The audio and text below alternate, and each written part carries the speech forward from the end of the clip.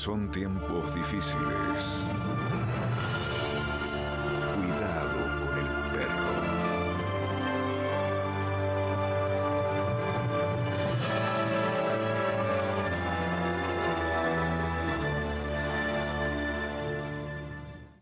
¿Qué tal? Buenas noches. Cuidado con el perro hoy para tratar de descubrir en una suerte de síntesis en De vida y obra a una gran actriz mendocina que tiene una trayectoria muy respetada y respetable, que incursiona también en la literatura y que permanentemente está en búsquedas creativas en varias.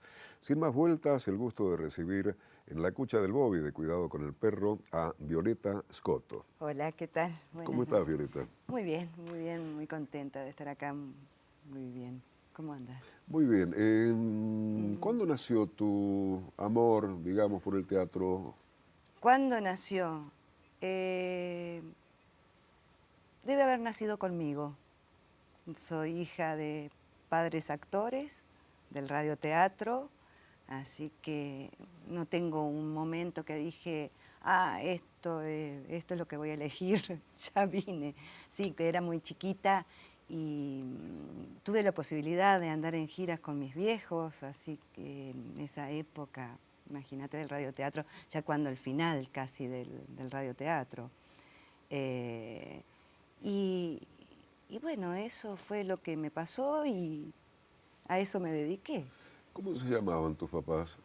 ¿Se llamaban, pregunto bien? Sí, mi papá, Norberto Scotto, y tenía de nombre artístico Alberto Maidana. Y mi mamá sí que vive en Entre Ríos, en Paraná. Se llama Beatriz Acosta y el nombre artístico era Danila Roldán. Danila Roldán. Danila Roldán. Qué bonito. Se conocieron, mira, la historia es preciosísima. Se conocieron, una vez mi papá era cabeza de compañía, iba a Paraná, Entre Ríos, y necesitaban una damita joven, porque la damita joven se había enfermado, no sé qué. Y necesitaban una damita joven y entonces hicieron una especie de casting. Y apareció mi madre con 16 años, jovencita. Y bueno, ahí empezó su carrera de actriz. Qué precioso. ¿Qué recuerdo tener el radioteatro? ¿Te acordás de algún Sí. título de alguno de ellos? Sí, porque me acuerdo de títulos porque yo siendo muy chiquita, yo tenía la necesidad de aprender a leer, ¿sí? Porque quería aprenderme los personajes. Pasaba horas y horas en el jardín de la casa de mi abuela ensayando la risa de Nazareno Cruz y el Lobo, de Seferino Namuncurá, el arriero, las risas de las brujas. Eso me encantaba. ¿Y cómo es la risa de una bruja? ¿Qué cree que haga la risa de aquella bruja? De aquella bruja, de por aquella ejemplo. bruja, a ver si me sale.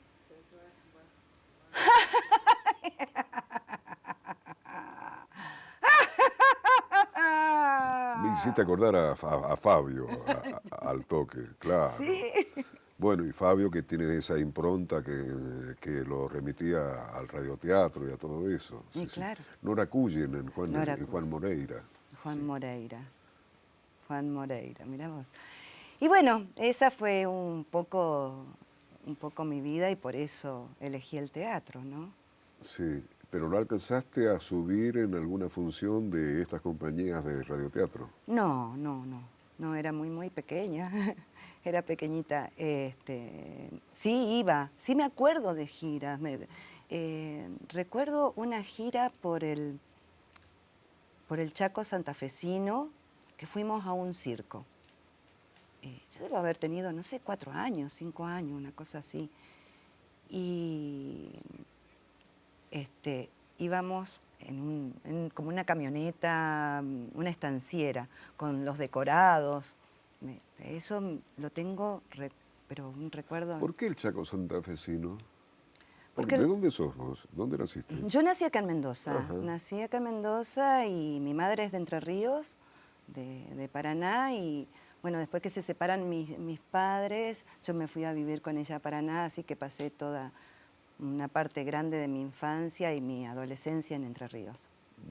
Después pasé a Rosario, en Rosario estudié más formalmente y después vine acá a Mendoza. ¿Y tu incursión más sistemática con el teatro? Mi incursión más sistemática la hago a partir de la adolescencia, ¿sí? Con talleres de teatro en Paraná. Luego voy a Rosario y ahí estudio en la Escuela Municipal de Teatro.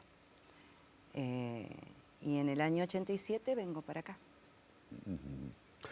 Pregunta caprichosa, ya ha pasado mucho tiempo, pero como polo cultural, Rosario, una ciudad con mucha polenta cultural, Sí, pero si te muchísimo. pregunto rápidamente, ¿Rosario y Mendoza están ahí? ¿Es mucho más Rosario?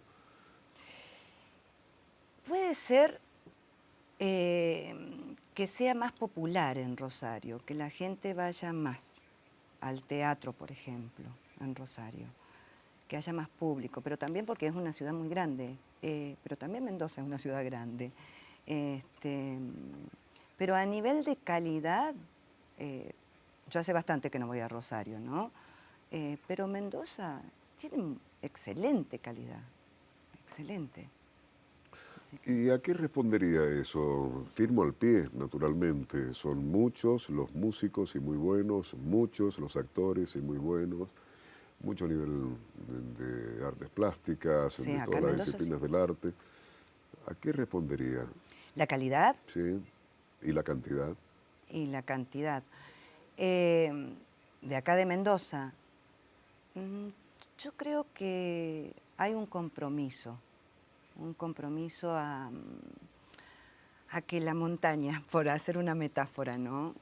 A que la montaña no te avasalle. Entonces ese compromiso te hace ir creciendo. Y a mí me parecen excelentes todos los artistas de Mendoza. Bueno, viniste en el 87. 87. ¿Y cómo empezaste a relacionarte con la gente de teatro de acá? Eh, yo ya venía acá a Mendoza pues, a ver a mi padre, así que no me costó mucho relacionarme con gente. Y la primera obra que hice acá en Mendoza fue una obra mía, escrita por mí, pero la recreamos como creación colectiva con Daniel Aye y con Rubén González Mayo de director. Se llamaba Sin Nombre. Lo hicimos ahí en la Alianza Francesa. Esa fue la primera obra. ¿Y qué otras obras y qué otros directores? Que me acuerde, a ver, lo primero que se me viene, Los Apóstatas. Walter Neira. Con Walter Neira, claro. Con Walter Neira no, perdón. No, Con perdón, Tino, yo. con Tino Neglia. Con Tino Neglia estaba, ¿no? Claro. ¿Quién más? ¿Qué otra obra? Así que recuerde de... Ay, es que han pasado tantas cosas. Me cuesta a mí pero los nombres, ¿eh? unas cuantas obras en tu vida como actriz. Sí, bastantes. ¿Y tu condición de dramaturga o de escritora insinuada en vos desde joven, desde muy joven? Sí, también. Escribo, qué sé yo, siempre escribí para mí y nunca dejé de escribir tampoco. Así que, bueno, y he escrito obras de teatro y cuentos. Pero más me dedico a los cuentos. Sí, Y ahora por primera vez estoy incursionando así en la novela. Ah, la pucha. La pucha. Es temerario la novela. Sí. Es un género muy difícil en Da principio. mucho miedo, mucho miedo. Pero le estás poniendo el cuerpo Por supuesto. y la pluma. Por supuesto. Has traído 2 o 3 libros de cuentos acá. Nos gustaría escucharte leyendo uno de ellos. Bueno, dale. Te voy a leer. ¿El libro cómo se llama? No, este libro, esto es un libro, es un cuento que ganó un premio en el certamen provincial del 2010 de la Municipalidad de Junín y salió premiado. Y es un cuento muy querido por mí, ¿sí? Se llama Mariposa Reina. ¿Y por qué muy querido por vos? Porque a mí me pasa eso, así como con los personajes, los cuentos también, los quiero. Hay algunos que quiero más, otros que quiero menos, otros que digo, este es para el olvido, y no, este es un cuento querido. A ver, dale. Los bosques de mi juventud se mostraban en todo su esplendor. Árboles altos, añejos, me abrazaba a ellos para que su savia se fundiera en mi sangre. De esa manera creía que la fuerza de aquellos árboles fluía en mí. Mariposas y flores silvestres daban colorido y perfumaban el ambiente. La mariposa que más me llamaba la atención era la mariposa reina. Me encantaba perseguirla, pero nunca quise atraparla. De alguna manera respetaba su ciclo biológico. No sería yo quien interrumpiera su vuelo. Mi juventud fue feliz, solitaria tal vez, pero feliz. Así hablaba Magdalena cada vez que podía, corriendo el riesgo de ser repetitiva, cosa que a ella no le importaba demasiado. Magdalena es mi madre. Mi nombre es Miguel. Me dedico a la medicina, con inclinaciones a la psiquiatría. Vivo junto a mi madre en un pueblo desértico, sin árboles, ni flores, ni mariposas, al oeste del país. Soy el médico de este lugar de no más de 200 casas. He escuchado la historia de mi madre desde chico. Siempre me llamó la atención que mi madre no me llevara al bosque de su juventud. Cabe destacar que no conozco a mi padre. Mi memoria se remonta a los 6 años y siempre estuve en este pueblo. Solo me fui a estudiar a la ciudad. Muchas veces le pedí a mi madre que me llevara a su bosque y ella contestaba siempre lo mismo. No tenés que ir a mi bosque. Se escuchan voces. Un día cambié de estrategia. Le dije que mi regalo de cumpleaños era un pasaje a su lugar de juventud. Ella me preguntó si ya había sacado el pasaje. Le contesté que no, porque no sabía dónde quedaba. Ella debía decirme dónde estaba ese bosque. Me miró, con dulzura creo, y dijo, ya sabes, no se puede volver de ese lugar. Las voces son muy fuertes, te atrapan. No entendía a mi madre. Por un lado, contaba que tuvo una juventud feliz y por el otro intentaba que yo tuviera miedo de las voces que se escuchaban en aquel bosque. Así pasaron los años. Mi madre tenía 60 años. Se encontraba muy enferma. Mientras cuidaba sus últimos días, me dediqué a mirar fotos. No había fotos de su juventud. Había fotos de su infancia, pero ninguna en ese bosque que tanto amaba. En el fondo de un cajón encontré una pequeña bolsita negra. La abrí y había un papel con la siguiente dirección. Bosque 1666, Ciudad de Santa Fe, y junto con él una bolsita de celofán con los restos de una mariposa reina. Fue un día gris cuando mi madre se despidió de este mundo. Lloré mucho y me parecía escuchar su chiste. No lloré como Magdalena. Aquella tarde me despedí de ella y fui directo a la terminal de ómnibus. Saqué un pasaje a la provincia de Santa Fe. Al fin iba a conocer el bosque de mi madre. Preparé un bolso con 2 pares de zapatillas, por las dudas me embarrara en el bosque, 2 pares de medias y una muda de ropa. Salí en el ómnibus de las 20 horas. A las 10 de la mañana del día siguiente estaba entrando en la ciudad de Santa Fe, una ciudad muy urbana rodeada de ríos caudalosos y anchos. No me imaginaba un bosque como el que describía mi madre en esa ciudad. Bajé del colectivo y la humedad me envolvió, casi sofocándome. Subí a un taxi y pedí que me llevaran a la calle Bosque 1666. El taxista me miró por el espejo retrovisor y preguntó si estaba seguro de ir a esa dirección. A esa altura, por el calor y la humedad, le contesté cortamente que estaba totalmente seguro. En el trayecto, ninguno de los dos habló más. Cuando llegué, bajé del taxi. Estaba asombrado de lo que veía. Era un gran portón con el número 1666 y al fondo se veía un galpón. Golpeé. Nadie atendió. Insistí y nada. Empujé una puertecita que estaba en el portón y esta se abrió. Me paralicé al ver esa construcción destruida por el tiempo, con pasillos lúgubres y escaleras de metal angostas que comunicaban un piso con otro. Me daba miedo ese lugar. No podía imaginar que alguna vez ahí estuvo el bosque de mi madre, donde ella fue feliz.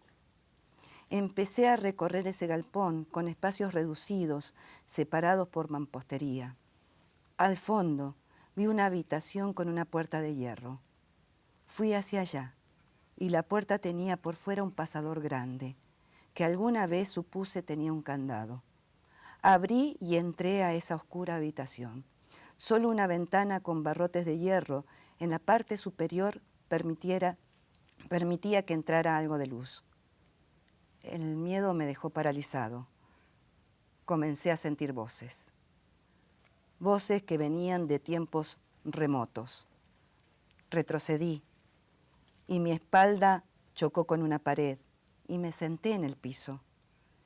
Esas voces eran susurros, gritos de dolor, insultos, ruidos de cadenas, golpes. Silencio. Mis ojos, muy abiertos, miraban por la ventana con barrotes, tratando de pedir auxilio. Solo se veía la copa de un árbol muy grande. Me acerqué hacia ella, me trepé y solo se veía ese árbol. Caí de nuevo al piso y mi cara dio contra la pared y leí: solo la imaginación podrá salvarme. Magdalena, 1977. De pronto, todo se aclaró en mi mente. Mi madre se había inventado una juventud feliz para salvarse de la tortura y la prisión. Entonces, una mariposa reina entra por los barrotes y se posa en mi brazo. ¡Wow! Violeta Escoto, esta noche en Cuidado con el Perro. ¿Seguimos juntos? Dale.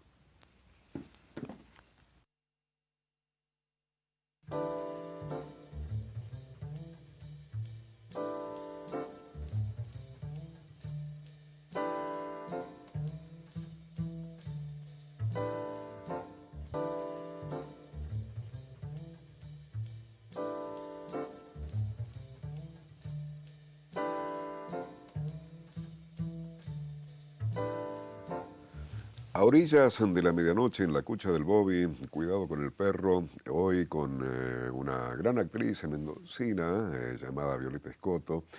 Violeta, ¿qué pasó teatralmente con el Vitró, esa historia? Amor Vitró. Espérate. Amor Vitró tenía un personaje, ¿te acordás? Se llamaba La Colombina. Y puede aparecer, ¿eh? Puede aparecer ahora. Podemos llamar, la podemos convocar. Podemos decirle que venga. ¿Querés convocarla un poco? A ver, ¿cómo? Colombina. ¿Quién es Colombina? Colombina. ¿Querés acercarte? ¿Querés acompañarnos algunos momentos?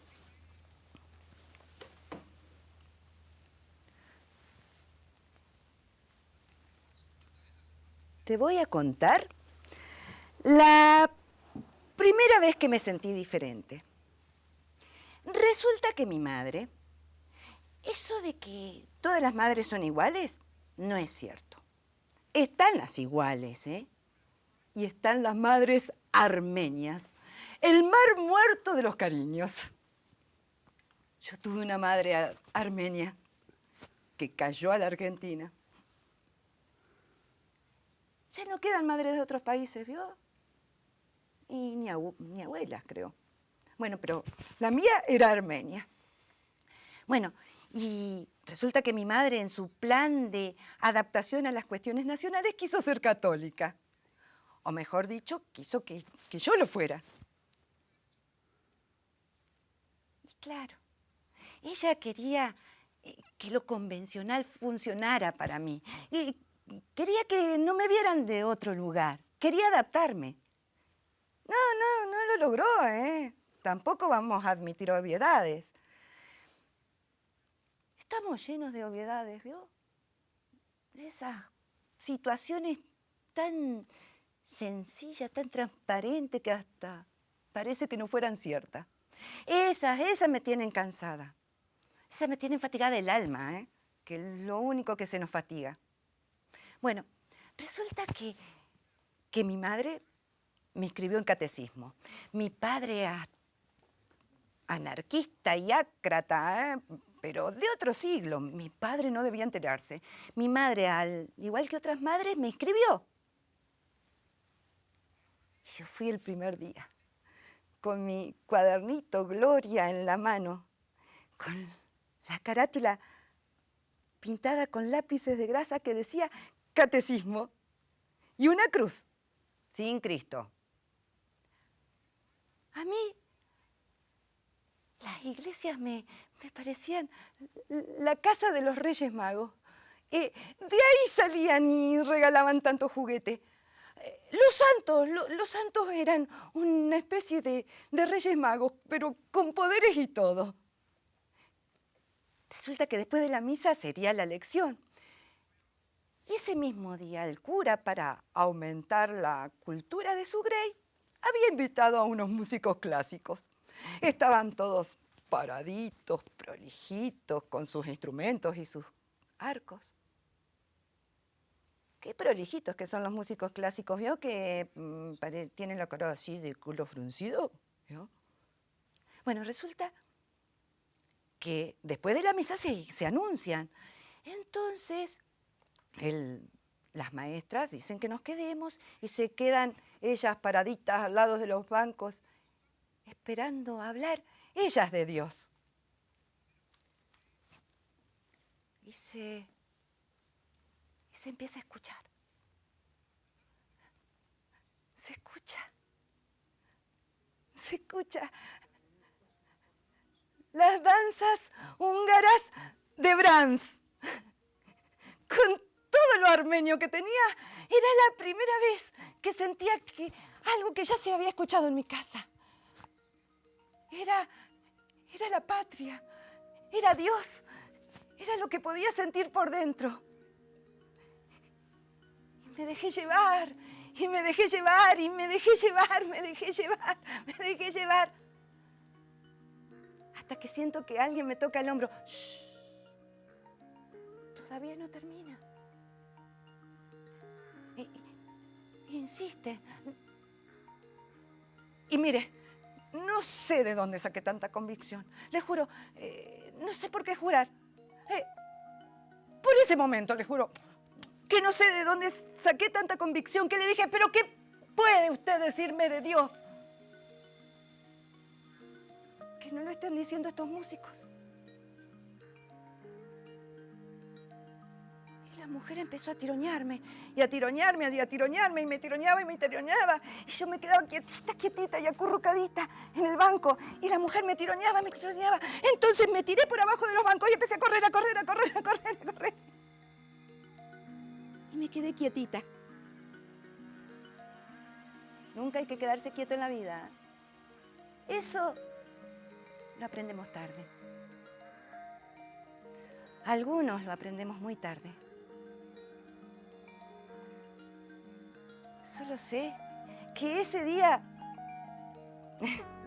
me di cuenta que ya no iba a ser la misma. Era una pequeña, claro, una niña. Lo sentí, lo percibí, pero ¿qué puede sentir o percibir una niña tan pequeña?, se preguntará usted.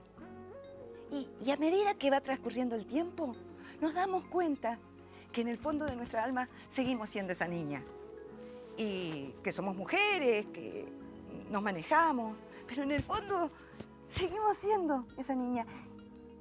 Y después llegan las frustraciones y las responsabilidades y esa niña queda en un recuerdo.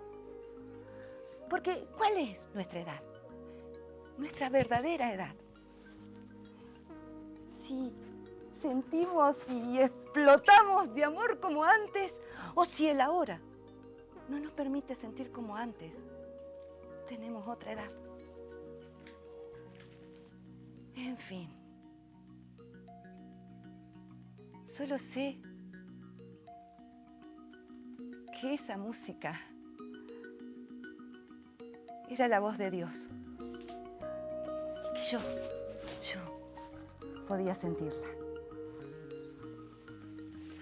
Bueno, Colombina, muchas gracias, Colombina, muchas gracias por venir, muy amable. Sergio Martínez, el texto. Sergio Martínez, Amor Vitró, La Colombina, también sacada de una historia de Paraná que le contaron a Sergio, Entre Ríos, y fue un personaje real, vivía en Paraná, un personaje marginal, había nacido en una familia tradicional paranaense y le habían desheredado, ¿no? Y se convirtió en marginal, andaba con un carrito lleno de cartones y de palomas y de flores y dormía en la plaza enfrente al museo. ¿Cuánto tiempo en escena? Ay, no sé, debe haber estado cerca de un año más o menos Amor Vitró. ¿En qué lugares, en qué espacios? Amor Vitró se hizo en la Sala Cajamarca, lo hicimos también en la Alameda, fuimos a Catamarca, a Paraná fuimos 2 veces, fue muy lindas las funciones en Paraná, porque es personaje de ahí, ¿no? Claro, y un tour de force, porque estaba solita ahí en el escenario, ¿no? Sí, sola, con un muñeco que me acompañaba, y bueno, pero fue muy lindo. ¿Y cómo termina Colombina humanamente? Humanamente, Colombina termina siendo muy anciana, y la llevan a un neuropsiquiátrico. Terminan. Pero en ese mundo que se inventó, te pregunto a vos, por tu trabajo para meterte en el mundo interno de Colombina, no sé si pregunto bien, pero encontró cierta paz, cierta ternura. Sí, por supuesto. Por supuesto que encontró la paz y la ternura, porque de alguna manera, más allá de que es un personaje marginal, ella quería, en mi historia de la Colombina, en mi historia como actriz, la historia que yo me hago como actriz, que le escribo una historia propia de Colombina, tiene un buen final con las cosas que ama, que es con el arte. ¿Qué momento más conmovedor has vivido arriba de un escenario? Si te acordás en este momento. ¿Conmovedor al personaje o a la actriz? Sí, casi que lo mismo. Casi que lo mismo en ese momento, ¿no? Otro de los personajes que a mí me ha dado mucho placer hacer y que me conmueve cada vez que lo hago, y hace muchísimos años que lo estamos haciendo, que es La madre de Compañeros del Alma, con Miguel Calderón, Jorge Pérez haciendo la dirección, que es de Mario Cura, pero con una creación colectiva de parte de nosotros, Grupo La Ventana. La iniciamos a Compañeros del Alma, aparte por el momento histórico que estaba pasando el país. Hicimos un preestreno cuando de la Rúa se va en helicóptero. Ahí teníamos estado de sitio y nosotros íbamos y ensayábamos igual, ¿sí? Hicimos un preestreno ahí y al año siguiente hicimos el estreno el 24 de marzo. ¿Qué actriz mendocina, actor mendocino, actrices, actores te movilizan, que me movilizan te mucho. pegan en el medio de la sensibilidad. Y mira, Miguel Calderón, a pesar de ser mi hermano en la vida, Miguel Calderón es uno de los actores que a mí me moviliza mucho. Miguel Calderón, después de las actrices, pero porque a mí se me confunde también Nora Fernández, Sandra Vigiani, Mario Carrera. Son señoras actrices y que realmente me conmueven. Y de los jóvenes que están viniendo, y muchos, Y los jóvenes, el otro día a un joven que dije, este chico se la trae, Darío Martínez. Es ¿y uno de los- qué parámetros tenés para decir este chico se las trae? ¿El modo de pararse, el modo de tirar la voz, el modo de frasear, el modo de caminar? Todo, porque puede hacer distintos tipos de personajes, porque uno se olvida que es él, aparte que yo lo conocí a él también dando clases, porque yo soy también profesora de teatro en 6 escuelas, así que nos encontramos, nos pasamos siendo profesores, y lo conocí a él dando clases, y digo, bien, cuando lo vi actuar dije, qué bien. Qué bien. ¿Y tu propio concepto de actriz, cuál es? ¿Qué tenés en cuenta en el ensayo y qué tenés presente? ¿Cuáles son los jugadores con los que jugás arriba del escenario para hacer tu trabajo lo mejor posible? En todo el proceso, yo creo que yo ahora estoy cambiando, no cambiando, sino que llegué a la conceptualización, ¿no? El teatro para mí es un espejo, ¿sí? Y como espejo que es, el actor es un poco un mago, tiene que ser un poco un mago. ¿Y qué es la magia? La magia es transformarse a uno mismo. Entonces, el actor tiene que conocerse a sí mismo. Con los jugadores que juego y que he jugado toda mi vida, ¿sí? A veces menos consciente, ahora un poco más consciente, pero siempre es con lo que te llevo adentro, con saber, tener un conocimiento de mí misma, de saber quién soy. De ahí voy a sacar todos los personajes, seguro. Sí. Hiciste acordar algo que dijo Alfredo Alcón alguna vez, nada más ni nada menos que Alfredo Alcón. Dice, no tengo que inventar un asesino. Exacto. Tengo que buscar la parte asesina Asesina. que tengo yo, aunque no mate en mi vida a nadie. Así es. Así es. Qué gusto, Violeta. Vamos a buscar el último tramo del programa después de esta pausa. Dale. Salud. Salud. Gracias por acompañarnos hasta esta hora. No nos abandones. Dale.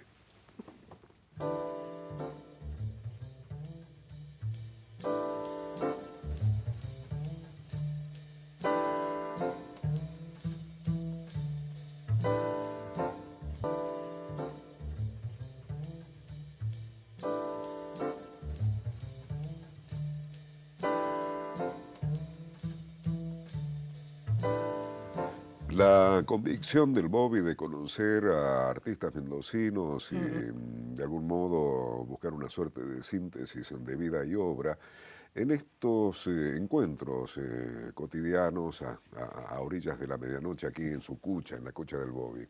Violeta Escoto, compañera del alma, la obra. Compañeros del alma. Compañeros del alma. Sí, de Bien. Mario Cura. ¿Qué actrices, qué actores y cuánto tiempo en escena? En escena ya desde el 2001 y cuando nos llaman lo hacemos.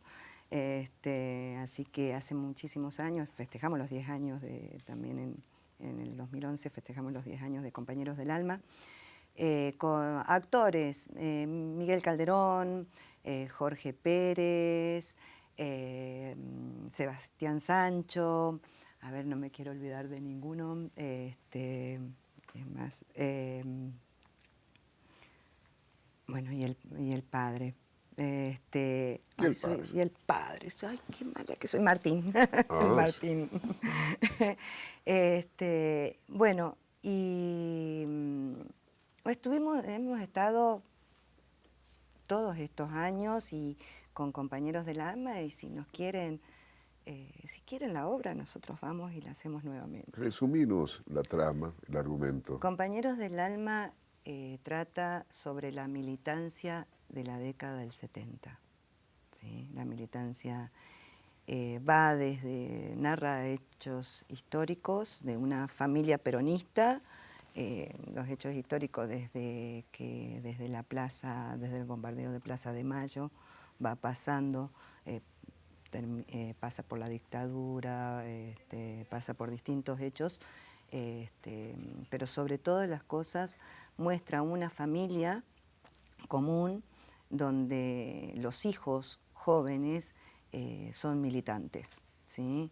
Y todas las contradicciones que se aparecen entre ese padre padre de familia, que con su convicción bien peronista, además que no podía entender a esa nueva generación que quería cambiar el país, ¿sí? Entonces, bueno, trata sobre todo eso. Es una obra muy profunda, muy no polémica, porque no la quiero contar para que la vayan a ver cuando Claro. lo pongamos, ¿no? Pero es el recuerdo. Uno de los hijos, que es el que queda vivo después de la dictadura, viene a esa casa familiar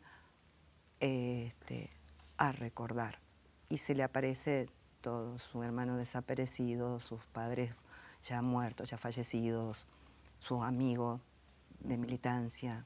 ¿Vos sos Yo soy la muerta? madre del personaje que hace Miguel Calderón, ¿sí? Yo soy la madre muerta, y del personaje que se llama Juan, el personaje. Obra dura. Obra dura, profunda, muy profunda. ¿Y cómo se maneja desde la condición de actor, actriz, que finalmente vienen a ser Shakespeare, Hamlet, Tito Cosa, cura, ciudadanos con nivel de conciencia política de lo que ha pasado en el país? ¿Cómo le entras a una obra de esa naturaleza con cierto dominio profesional para no...? Mira, yo creo que recién estábamos hablando, cuando uno más se conoce a sí mismo, el actor se conoce a sí mismo, puede entrarle a... Y todos los del elenco tenemos una mirada, no necesariamente partidaria, pero sí una mirada comprometida desde lo social, demás, y eso nos ha permitido entrar a este texto de Mario Cura. ¿Y la madre no anda por aquí? ¿No la trajiste? Y la podemos traer, ¿cómo no? Tráela. Vale, la vamos a traer a la madre. Esa madre. ¿En qué momento de la obra la vas a traer? La voy a traer cuando se le aparece a Juan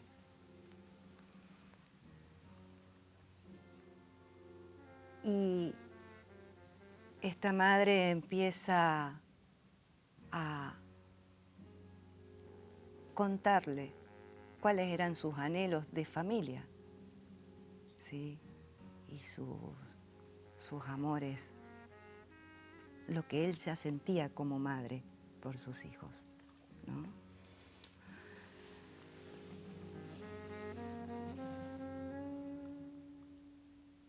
Juan, fuiste lo primero que pude sentir mío. Eras tan hermoso, tan lindo. Eras mi primer hijo. Y después vino Antonio, correteando por toda la casa, siempre tan inquieto, tan rebelde. ¿Te acordás? Juan, vos sos el mayor. cuídalo. Juan, cuida a tu hermano.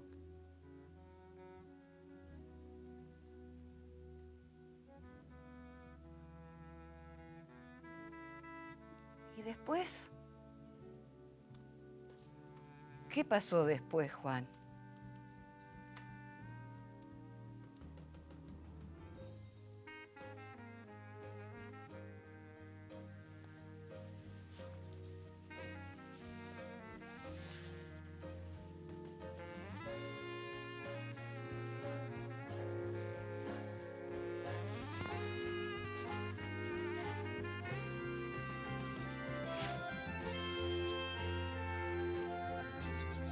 Nosotras queremos saber de nuestros hijos, vivos o muertos.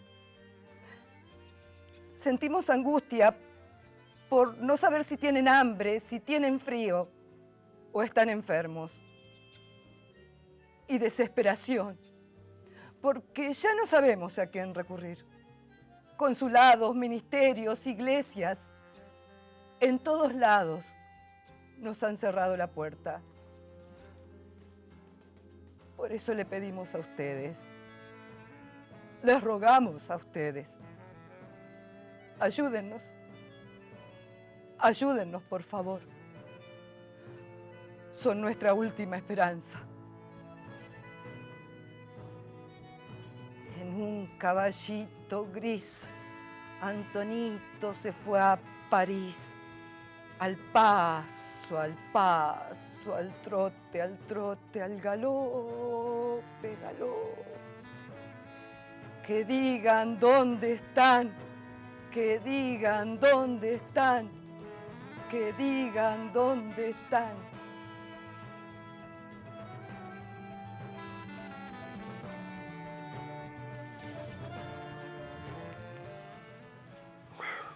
¿Y cómo terminamos el programa? Que digan dónde están. Violeta, ¿qué proyectos? Bueno, hagamos ¡Uf! una transición profesional. Sí, totalmente. ¿Qué proyectos, esas preguntas que nunca se hacen, qué proyectos tiene Violeta Escoto para los próximos 10 días y los próximos 10 años? En los próximos 10 días y 10 años. El año pasado yo estuve trabajando durante 2 años en un proyecto ambicioso que lo pudimos hacer un estreno, un preestreno en el Teatro Independencia en noviembre del año pasado. Trabajé junto con Carlos Sicini, artista plástico y músico. Y a partir de sus cuadros yo fui escribiendo cuentos, ¿no? Interpretando, haciendo una reinterpretación mía propia de esos cuadros. Y después dijimos, ¿por qué no ponerlos sobre un escenario? A estos textos. Entonces estos textos, estos cuentos, fueron reinterpretados a través de las técnicas teatrales, a través de técnicas del nuevo circo, a través de la danza. Y hicimos un proyecto multidisciplinario y ambicioso porque queríamos, y estuvimos trabajando mucho tiempo, 2 años largos, ambicioso porque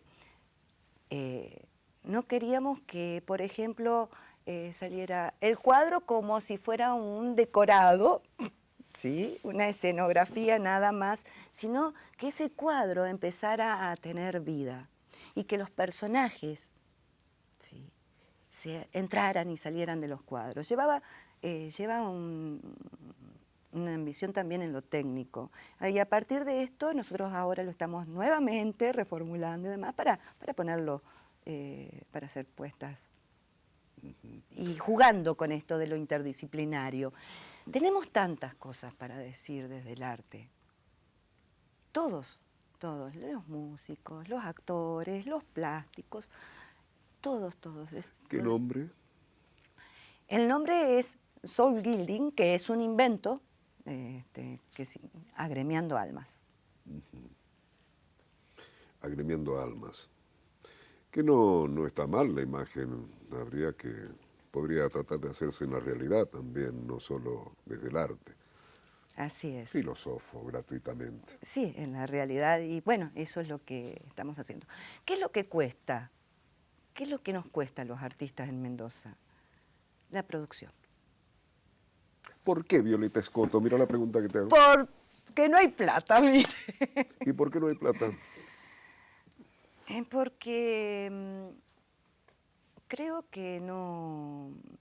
Primero, desde lo gubernamental, sea este o los gobiernos anteriores, no importa, no le dan la importancia a la cultura como para realmente tener presupuestos importantes, ¿no? De pronto la cultura acá en Mendoza, el presupuesto de culturas de Mendoza, Fiesta de la Vendimia, cosa que no la veo mal bajo ningún punto de vista, pero queda reducido en Fiesta de la Vendimia y una vez, 2 veces más que traer artistas de renombre de Buenos Aires o de otra parte del mundo, no importa, y con eso ya estamos hechos, ¿no? Tipo Gasalla, tipo Antonio Gasalla cuando preguntaba, no sé qué personaje. ¿Y los empresarios, Violeta Escoto, qué pasa? Y pregúntale a ellos, pregúntales a ellos, porque la verdad no, los empresarios no aportan al teatro. Aparte, yo creo que tienen una mentalidad bastante despreciativa, ¿sí? Es decir, artista de Mendoza. No. Pelagato, puede vivir de los sueños del aire. ¿No? Y respecto del público, algunos estamos pensando que ha habido un crecimiento del público. Yo creo que sí. En los 80 chillábamos mendocinamente mucho más. Sí, sí. ¿Mm? Sí, yo creo que sí. Qué bueno eso. Yo creo que sí, que ha habido Pero también, ¿cuánto tiempo hace que, por ejemplo, el teatro está en las escuelas? Tiene que dar sus frutos. Y, por ejemplo, Mendoza es pionera del teatro en las escuelas. ¿Sí? Es pionera, fue una de las primeras provincias, fue la primera provincia que tuvo teatro en las escuelas secundarias de Mendoza. ¿Vos das? Yo doy teatro, sí. ¿En qué escuelas? En 6 escuelas. En Carrizal, en Ugarteche, en Las Heras, en Maipú y en Godoy Cruz. En la que da Mabel, aquí con la cámara central, ¿no? No sé en cuál da Mabel. En La Valle, Mabel, ¿no? A La Valle no he llegado todavía. No he claro. llegado, claro. ¿Y cómo, en un sentido genérico, así, en la foto gruesa, cómo se prenden o no los chicos? ¿Qué actitud tienen a esta historia del teatro? Los chicos se prenden porque de pronto somos los profesores desestructurados, los que los desestructuramos, los que decimos, bueno, los bancos se corren, los que podés tener otra forma de dar una clase, ¿no? A lo mejor una clase la estás dando y están ellos parados arriba de los bancos, ¿viste? De pie arriba de los bancos, y no hay ningún tipo de problema, ¿no? Entonces, yo he tenido cosas muy hermosas de la docencia. También cansa, ¿sí? También es cansadora, pero he tenido situaciones muy bellas. Tengo alumnos que fueron a la escuela de teatro. Sí, y eso da un placer. ¿Y hay algún chiquitín? Ya en realidad se concluyó el tiempo, pero se me ocurre preguntarte, ¿algún chiquitín, chiquitina por ahí que vos le ves uñas para guitarrear y quizás no estudien teatro nunca y no hagan teatro nunca? Sí, pero con mucho talento. Sí, muchísimo. Yo los veo enseguida. Yo me doy cuenta enseguida. ¿Vos sabés lo que es estar en el Pedregal, allá en Maipú, y un día venir para una fiestita donde iba a actuar su hijo de Drácula, y venir el padre y decirme, profesora, un padre que jamás supo qué era el teatro, ni jamás había pisado un teatro en su vida. Profesora, un niñito de 5º grado, él quiere ser actor. y me traía el vestuario de Drácula. Y yo lo voy a apoyar. Ay, qué bonito. Bueno, Violeta, un gustazo. Gracias Igual, por acompañarnos. Gracias. Deseamos lo muy mejor, amable. buena Gracias. suerte. Pugliese. Pugliese. Buenas noches. Buenas noches, gracias. Cuidado con el perro.